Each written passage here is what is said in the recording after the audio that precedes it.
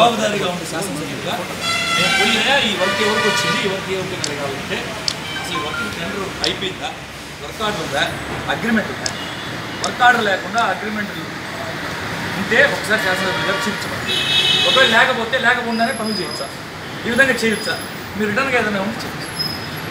ఇప్పుడు జరుగుతున్నటువంటి పనులకి నగరంలో జరుగుతున్నటువంటి కోట్లాది రూపాయల పనులకి దోపిడీ అని చెప్పి ప్రజలందరూ అనుకుంటున్నారు, ఎమ్మెల్యేలు కూడా స్వయంగా చెప్తున్నారు. కాదయా ఇవన్నీ పారదర్శకంగా జరుగుతున్నాయి, ఇవిగో ఈ కాపీలు అని చెప్పి మీరు అధికారికంగా లేదే మీ కాడున్న ఆర్డర్ కాపీ ఏదన్నా వచ్చుంటే ఆర్డర్ కాపీస్ వచ్చుంటాయి కదా సార్, ఆ ఆర్డర్స్ అన్నీ కూడా ఇదిగోయా మీ దగ్గర ఆఫీసర్స్ ఉంటారు.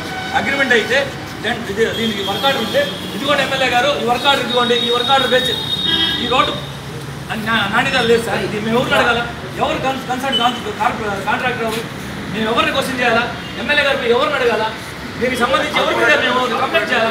ఒక ఈఎన్సీ గారికి మేము కంప్లైంట్ చేయాలి సార్, ఈ రోడ్డు బాగాలేదని ఏ కాంట్రాక్టర్ మీద కంప్లైంట్ చేయాలా, రూప్ కుమార్ మీద చేయాలా, ఎన్సీసీ మీద చేయాలి, ఎవరు ఇచ్చారా, అది ఎవరికి ఇచ్చింది, ఎవరికి అవార్డు చేశారు, మీరు ఎవరికి అవార్డు చేసే వరకు ఆ ఆర్డర్స్ మీ దగ్గర ఉన్నాయా? ఉంటే సంతోషిస్తాం, చూపించుకొని మేము అన్ని వెరిఫై చేసుకొని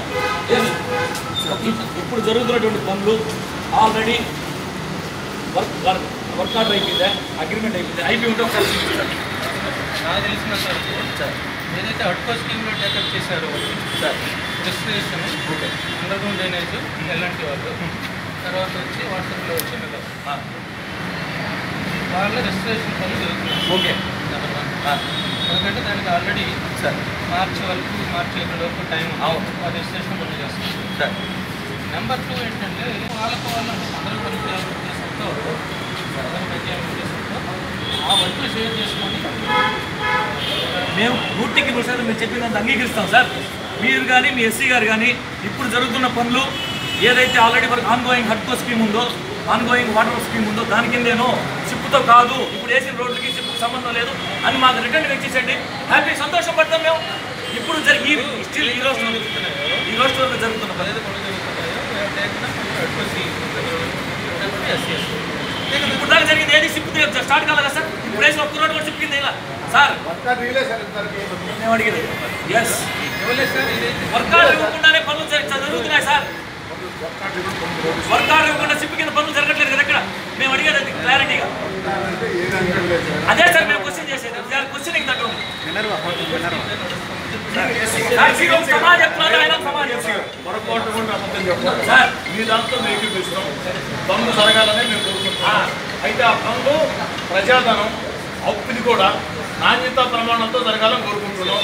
నాణ్యతా ప్రమాణాలు లేవని మేము చెప్పడం కాదు, స్వయంగా మంత్రి గారు చెప్తున్నారు, నారాయణ గారు ఆయన లోడిస్తా ఉన్నారు నాణ్యతా ప్రమాణాలు లేవని. ఆయన మీరు అగ్రిమెంట్ ఇచ్చేసి ఇప్పుడు జరుగుతున్న వర్క్ సార్, ఇప్పుడు నెల్లూరు నగరంలో జరుగుతున్న ఎవ్రీ రోడ్ ఏది కూడా సిప్పుకు సంబంధం లేదు sir. Again and again me ENC గారు చెప్తున్నారు ఏమని, ఇవన్నీ కూడా ఇప్పుడు ఈఎన్సీ గారు వెళ్ళిపోయిన తర్వాత మీరు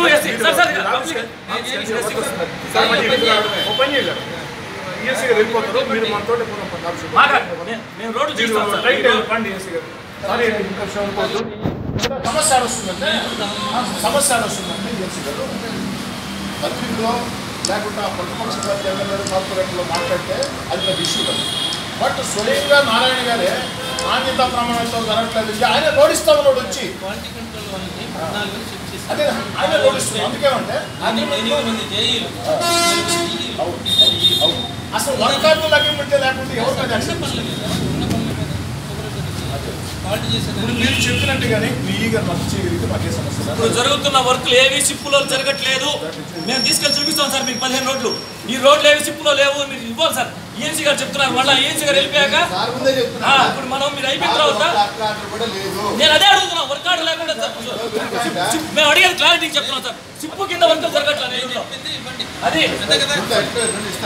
మాకే కాదు సార్, సిప్పులో వర్క్ జరగట్లా సార్. క్లారిటీగా ఈఎన్సీ గారు క్లారిటీగా మళ్ళీ మాట మారుస్తున్నాడు. సిప్పులో వర్కులు జరగట్లేదని మీరు ఇవ్వాలా?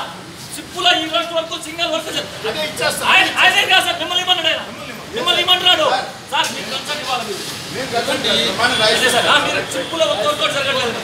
పదం మీరు థ్యాంక్ యూ.